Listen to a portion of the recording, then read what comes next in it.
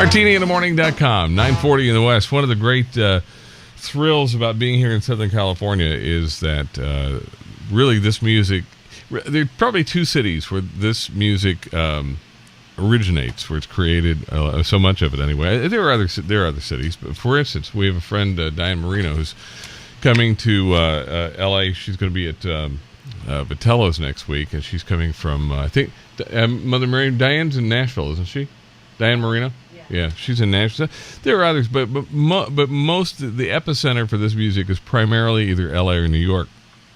And David Silverman actually grew up here in Southern California and has taken his music around the world, and he's come back home to Southern California. David, how the heck did you wind up in Japan? Well, it's a pretty simple story. I was playing up at the Bel Air Hotel for 2 years, and that was during the time that this Japanese guy came with a suitcase full of money and bought the hotel. And he bought me along with the hotel and said, why don't you come to Japan and start working in my places there? And that was 23 years ago. Wow. So I said, I'll go for a month. And I never came back. Well, until last year, the end of last year. What brought you back to the U.S.? Well, a lot of things. I have a 96-year-old mother, and my sister and I are helping take care of her. Gotcha. We opted to do that instead of the nursing home, and it was time to come home and make one last stab at Tinseltown. You've done actually several albums. We'll talk about those. One cut from the album that I found, there's been a lot of interest in Sammy Cahn this year, as this marks his 100th anniversary, and one of the great Sammy Cahn songs, David Silverman, from an album he did with Harry Sweets Edison. Harry Sweets Edison is on this album.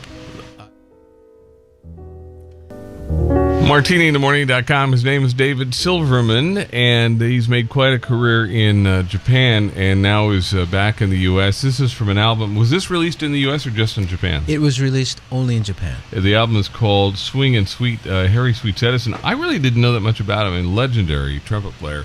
I actually learned about him from Steve Tyrell, because Steve used him on some songs on his early albums. That one obviously did not have a trumpet. Was that just you and the piano? That's it? That one was just piano and vocal, yes. And you play piano for other people as well as playing for yourself. Oh yeah, I did that a lot, sure. Like who have you accompanied over the course of your career? Peggy Lee. Wow. Anita O'Day. Wow. Gloria Loring. Wow, you've been a busy guy. How did this all start for you? Right down the street is a place called the Baked Potato. Right, oh yeah, on Cahuenga, across from Universal Studios. Right down there. Famous jazz club. It opened in 1970. Well, the same year, I was in high school with a high school band. Mm-hmm. And I got friendly with Don Randy, the owner. Mm-hmm. And he said, okay, bring your band over here, and you guys can play here every Sunday. Wow. And we played every Sunday for 2 years. And that's how we got to meet people like Harry Sweets Edison and everybody. Everybody came in that place some point, every Sunday night. Right. Sunday night was the straight-ahead jazz night. Oh, gotcha. Okay. From Sarah Vaughan to Joe Williams to Joe Pass to Jimmy Rolls, Ray Brown. I mean, everybody. And then also you got exposed to them. As kids, we got to sit in and play with them. Wow. What an experience. Yeah, great experience. It doesn't happen so much like that anymore. So now that you're back and you've done several successful albums that you recorded and released in Japan, and one thing, we've mentioned this before, but one of the things that's odd about this genre is that in other this most American music is bigger overseas than it is here in the U.S. Yeah, sadly, that's true. So now that you're back from Japan, where jazz is very big, what's it like? What has your experience been like so far, trying to get noticed and sort of get back in the circuit? Well, about 7 months ago, I discovered Facebook. Aha. And you. And prior to that, the thought of ever self-promoting myself, I never gave it a thought ever. It's interesting. You just said we were talking about David's appearances on the radio in Japan, which were many. And you made a funny point, because we're scrambling around trying to get some of the music into our system so we can play some music and talk about not only these albums you've done in the past, but what you've been working on of late. And David said, I've never had to do this before, because they have managers and agents and PR people that take care of it. And I just walk in, sit down, play the piano, sing my song, and talk, and leave. Right. And they don't want you to do anything. Right. But here. Plus, it's all in Japanese too. Right. So. But now, are you finding it a little different here? No. I'm finding it very different. Yeah. You know, I never thought about self-promoting myself or doing anything. But since I've discovered Facebook, I'm self-promoting myself about every 7 seconds. Well, yeah, a guy's got to get noticed somehow, right? Hey, so one of the things I saw you posted, I think I saw it on Facebook. You recently been working with Cheryl Benteen from Manhattan Transfer. I started a project about a month ago, and Cheryl was so kind to be the first guest on this new project. Mm-hmm. I've asked several people to be the guest, and I'm still talking with some of them. Gloria Loring and I are talking. She might sing a couple of tunes. Cheryl stepped forward and said, "Okay, great. I'll sing 3 or 4 tunes for you." So that's what the start of this project was. Primarily with Cheryl, yes. Anyway, it's been you playing the piano, her singing, but you guys did do one time together. We did one duet, yes. Shall we? Why not? All right, David Silverman and Cheryl Benteen from Manhattan Transfer on MartiniInTheMorning.com. MartiniInTheMorning.com. David Silverman with Cheryl Benteen from Manhattan Transfer on MartiniInTheMorning.com. It's very funny. David's daughter, Ashley. How old are you, Ashley? 11? I'm 9.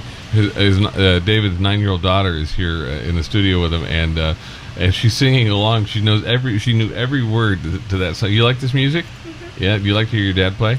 Yeah. Yeah. You think he's pretty good? Mm-hmm. Are you gonna be a singer when you get older? Yeah. Are you? Very cool. So again, you're working on a new project. Is this leading to an album? Yes. Yes. And any other big surprise vocal? I mean, Cheryl. You know, everybody loves Manhattan Transfer. Oh yeah, she's great. Any other names you want to drop? Ron Estee, the guitar player. Oh yeah.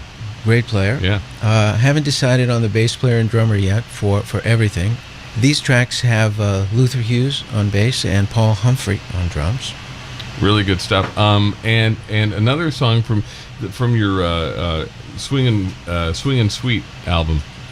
And it's a song that we talk about this a lot here at MartiniInTheMorning.com. When an artist picks songs that, there are certain songs that are almost like requisite for if you're doing jazz and the Great American Songbook standards and all that. There's certain songs that like you almost at some point you have to do Can't Take That Away From Me, or you have to do I'm trying to think of another good example, but there are certain songs that so many people have done, but when somebody like you comes along and does a song that hasn't been in this renaissance of the Great American Songbook, a song that hasn't been recorded by as many people, I always get excited about it. And this is one example. I'm trying to think who wrote this. Here it is. Sammy Kahn and Benny Carter wrote this song. A handful of people have done it in this sort of this renaissance, but not a lot. It's called "Only Trust Your Heart." David Silverman. He'll be playing at Vibrato. What night? Sunday night. Sunday night at Vibrato. It's Herb Alpert's Jazz Club in Bel Air, California. And if you're in Southern California, you can see him do songs like this. It's David Silverman on MartiniInTheMorning.com. MartiniInTheMorning.com. His name is David Silverman. He's playing at Herb Alpert's Vibrato up the hill from us in Bel Air, California this Sunday night. Great place for a fabulous room for music, but also fabulous, incredible food. And you're going to be playing with Pat Senator, who wasn't he Herb Alpert? Wasn't he his bass player for like 100 years? Yeah, with the original Tijuana Brass. Yeah. You never know who you're going to run into at Vibrato. That's where we were there one time. I think it was on a Sunday night, and Tom Jones came in for dinner, and Mother Miriam accosted him, and almost Pat almost threw us out of the club thanks to Mother Miriam. Yeah, Pat and we used to play together a lot when I was here. Oh, really? So you guys have history?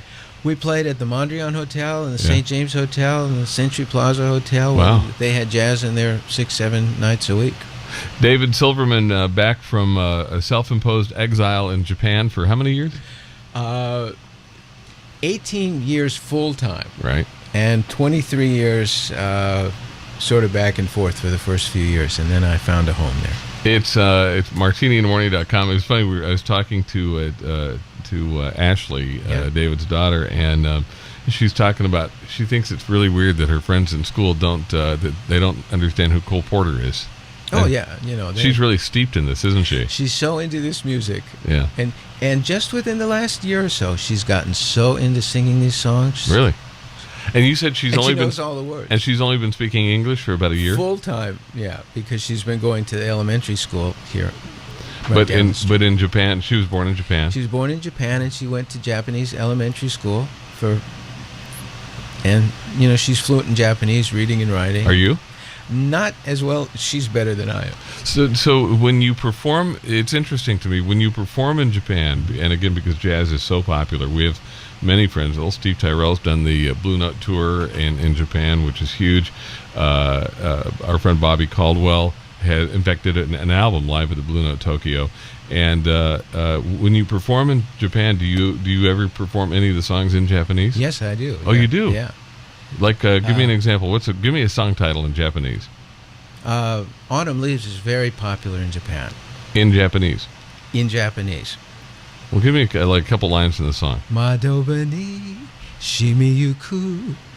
You're gonna get me going. It's phonetically. You learn these songs. So when Nat King Cole recorded it in Japanese. He did. Yeah, in 1963. No kidding. Yeah. That's where I learned it. David Silverman on martiniinthemorning.com. And again, if you're in Southern California, he'll be at Herb Alpert's Vibrato Sunday night, and it'll be a lot of fun. And David, we look forward to seeing you. And we're going to play one more of your songs. Again, this is back from the album Swingin' Sweet, an album that he basically dedicated to Harry Sweets Edison, one of the great trumpet players of all time. David, thank you. Thank you. martiniinthemorning.com. I just found out about love, and I like it. 10 o'clock in the West, playing the greatest songs ever written, online around the clock and around the world. This is martiniinthemorning.com. David Silverman. Now that's music.